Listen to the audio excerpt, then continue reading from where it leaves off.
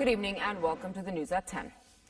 His Majesty King Abdullah said, "We will hold whoever dared to tamper with the security of Jordan and the safety of its citizens accountable," adding, "We will fight the Khawarij without any mercy and with force and firmness."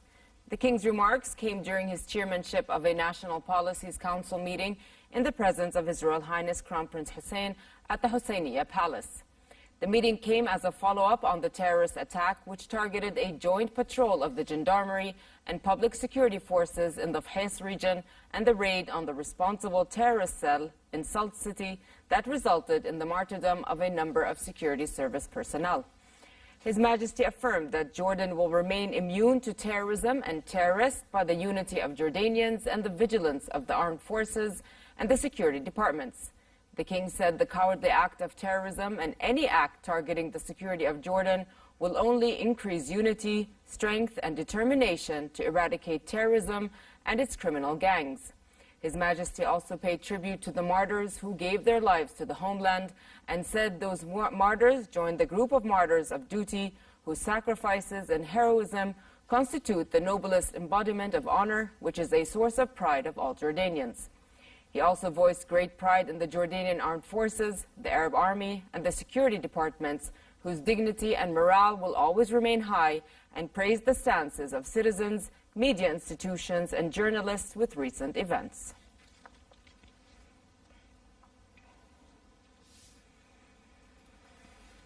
His Majesty King Abdullah, the Supreme Commander of the Jordan Armed Forces Arab Army, visited a number of servicemen who were injured in the major raid against the terrorist hideout in the city of Salt. His Majesty the King, who was accompanied by His Royal Highness Crown Prince Al-Hussein, was briefed by the Doctor General of the Royal Medical Services and the Army doctors on the medical conditions of the injured and the treatment they are receiving. His Majesty voiced pride in the sacrifices of Army and security agency personnel, wished the injured a speedy recovery, and gave orders to provide them with the highest level of medical care.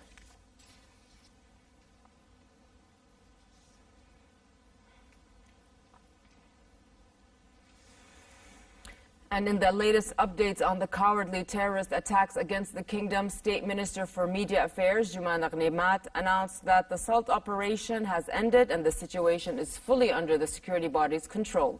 The security operation was undergone with careful and well-thought-out steps to make sure that no civilians were threatened by the terrorists. Nevertheless, 4 security agents lost their lives during the confrontation. The minister also pointed out that civil defense personnel moved into the building to search rubble and examine the situation. Ghnimat said the SALT operation led to the killing of 3 terrorists and the arrest of 5 others.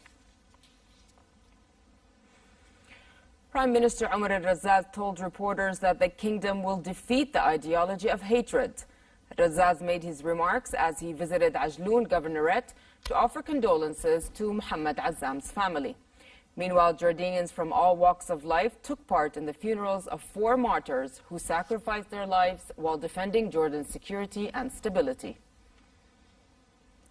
In Al Jafar district in Imran Governorate, thousands of citizens took part in the funeral of martyr Major Mu'adh al-Huwaitat. In the town of Rasoon in Ajloun Governorate, mourners participated in the funeral of martyr Muhammad al-Azzam.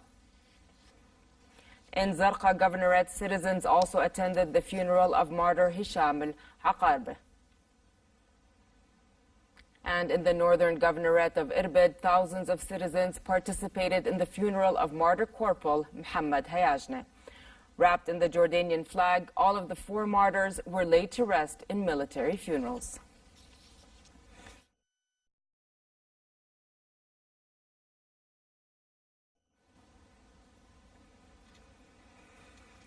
To honor the fallen security forces, the Royal Hashemite Court decided to fly the Jordanian flag at half-mast in memory of the martyrs killed in the cowardly terrorist attack that targeted a security patrol in Fhes and the raid on the responsible terrorist cell in Salt. The flag will be lowered as of today for 3 consecutive days. Meanwhile, strong condemnation of the terrorist attacks continued to pour into the country.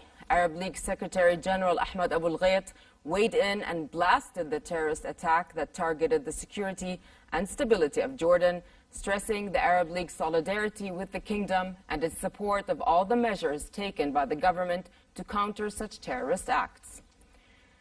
The Secretary General of the Gulf Cooperation Council, Abdul Latif al-Zayani, also strongly condemned the terrorist attack by issuing a statement describing the attacks as heinous terrorist crimes that contravene all human and moral values and principles. And finally, for a quick look at the weather, moderate summer conditions are in the forecast across the kingdom as temperatures slightly drop, while it remains relatively hot in the Jordan Valley and Dead Sea and Aqaba. Winds will be northwesterly moderate, picking up at times. Amman can expect a high of 31 degrees Celsius and a low of 19. Daytime temperatures in the Gulf of Aqaba will reach 38 degrees, dropping down to 25 at night.